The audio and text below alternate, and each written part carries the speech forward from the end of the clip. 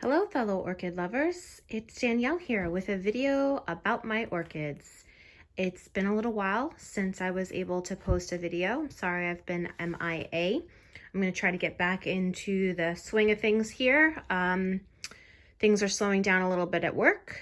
We had a couple of people quit, so I've been training some new people, picking up hours, and therefore I haven't had much time to film. I've just been basically trying to care for my orchids as quickly as possible every week, so filming really wasn't in the cards. But I do have a few things that are exciting that I'm looking forward to, so I just wanted to share those things with you. So we'll just start off here with my Oncidium, my Saiku Marguerite. This is the Oncidium I've had the longest. And last year she did give me a spike, but the spike was only 4 flowers. There was only 1 spike and she only put out 4 flowers. But I was grateful for what she felt like she could give me. But as you can see, she got 2 new growths over this growing season, and each new growth is putting out quite an extensive spike. I'm sure that, you know, some of my viewers have Oncidiums with even more impressive spikes. But for me, especially on this plant, especially because what I put her through as I was learning to grow her, I am over the moon excited. So as you can see, this one right here is starting to get coloration. I was really hoping, I was kind of putting off filming this week a little bit to see if she would pop open. They started to turn like a yellowish pink. This one, I'm going to try to get you in here. This one, as you can see, is starting to just pop open just slightly, but unfortunately not enough that you can really see the flowers. This spike is a little farther behind. As you can see, it's still pretty greenish yellow. So we've got a little ways to go, but that's fine because I'll have this spike come out first and then that spike to follow. To me, these flowers kind of remind me of popcorn, and they're very sweet smelling, very pretty. So I'm really excited about that. I think I have finally figured out what my Oncidium orchids like, and that is do not disturb. So I am a bit of a neat freak, and so I was obsessively cleaning algae, and I was disturbing their roots too much. They don't like that. So I pretty much really tamp down on my cleaning mode and I have limited myself to just cleaning the vases and the beads once a month. I do, you know, like kind of rinse the water through to try to get some of that extra stuff out. And one of my feedings a month with them is just straight distilled water. So I kind of dilute everything that's in there, get that nice and loose, and then I clean the beads and the vase. But I only clean the beads and the vase once a month, whereas before I was doing it every week. So that seems to make them happier, and they are blooming for me. Another one that's blooming is my Wildcat. It's kind of a small spike so far, so we have a long way to go.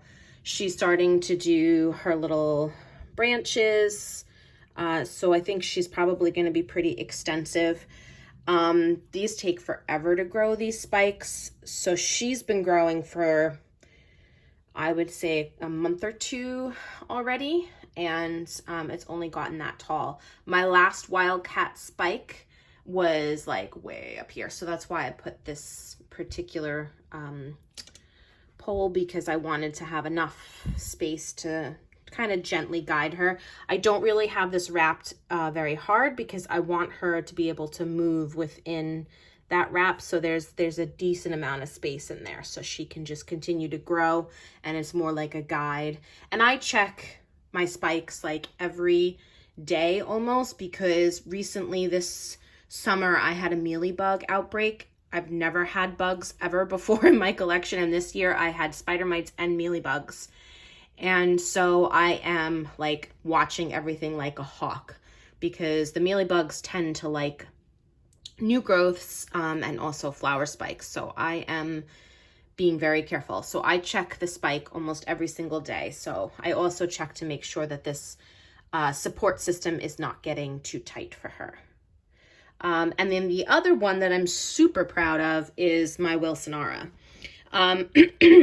Back last November, This is the one that I'm talking about. This is the Eye Candy Penny Candy. So back last November, I bought a bunch of Oncidiums, Wilsonaras. I bought 2 of those. They're not coming to mind right now, but I bought a bunch of Oncidium types, and most of them died. Some of them had Fusarium.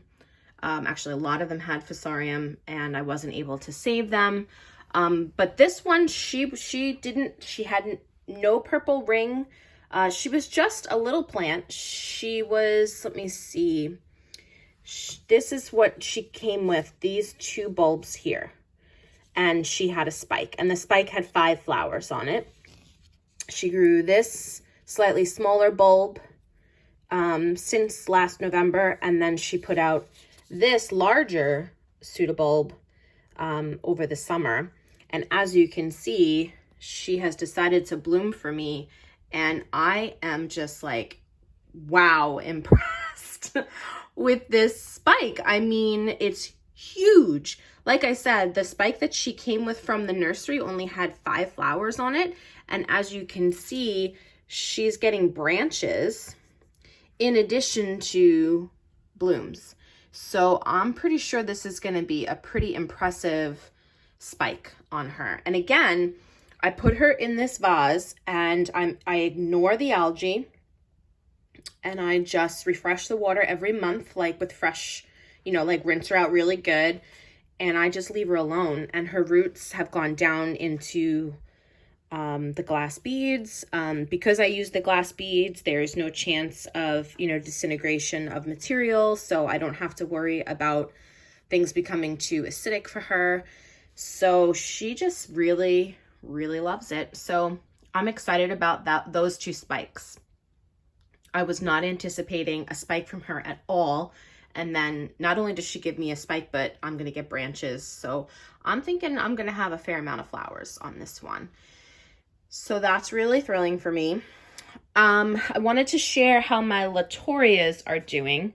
So this is my Atroviolaceum. I've had her for 2 years.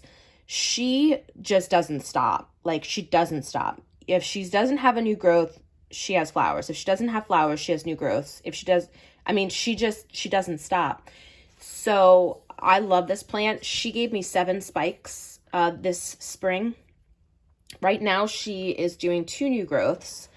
As you can see, they're advancing pretty well. She does have signs. Let me just see if I can. She does have signs of spikes. Let me see if I can get in there. Sorry, guys. I know it's really blurry. I apologize. It's not letting me zoom. I have a new phone. It's supposed to have like a really good camera, but I don't know if it does because I can't master it. Anyways, there's a little tiny spike in there, a little nub. And there are like little bulges in other spots. So I definitely have 1 spike coming, 2 new growths, and possibly more spikes. So that's my Atroviolaceum. She is dependable and wonderful, and I love her. Out of my Latorias, that's my favorite flower. I just love that flower. My Microchip is doing swimmingly. Looks like it's trying to be as productive and wonderful as my Atroviolaceum. So as you can see, she has a beautiful spike growing there. She has a number of other spots, which are so tiny. I'm not going to try to bring you in because, as you can see, I have trouble with this phone. I will get better, I promise. I will practice zooming in on things.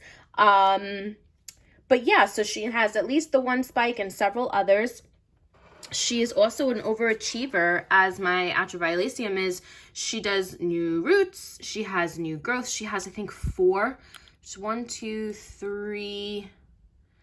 I think there's a 4th in here somewhere. But as you can see, tons of new roots, new growths, and spikes all at the same time. So, a lot of people say that orchids slow down in the winter, and that is true in certain cases, but my Latorias don't. My Latorias are on a constant cycle of growth, and I just adore that because that means that sometimes I get technically 2 bloom cycles in a 12-month period, which is really exciting because I got This one, my Nora Tucker. I got this in June, and she's got spikes coming. So again, they're small, so I'm gonna see what I can do. Oh, you can see in this leaf joint, there's one there, you see that? There's another one in this leaf joint coming. And then there's another one back here. It's even smaller, but as you can see. So, you know, she may even develop a few more, but they should bloom before June. So I think, you know, like I said, I got it in June. I'm gonna have new blooms before that 12-month period is up. And she's growing a new growth as well. She actually had 2 new growths and I broke one. So yay, that's, you know, something I try not to do, but more often than not, I'm clumsy.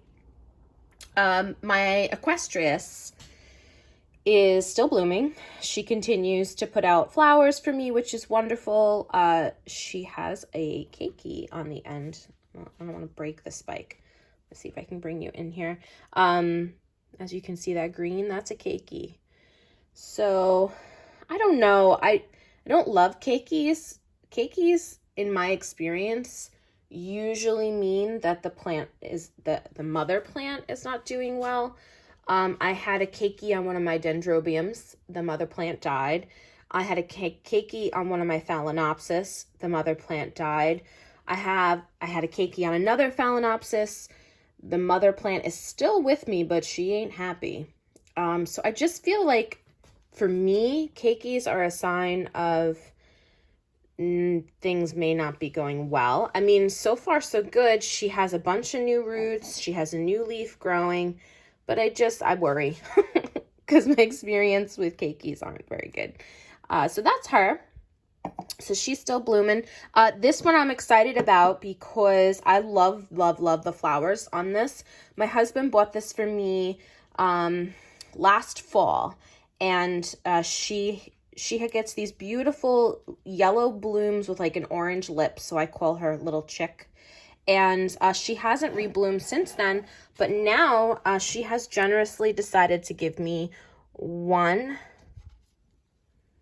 2 spikes. So we're going to get a double spike on her. I'm really excited. She loves sunlight, so I put her in as bright a spot as I can get her. And she's actually right next to my Sheila Tolkien. And she seems to love that kind of light. So I have 2 spikes coming on her, so I'll continue to share her progress with you. And then my other Phalaenopsis that's actually in bloom is this lovely girl right here. This is one of the ones that I bought that I wasn't sure what the blooms were going to be.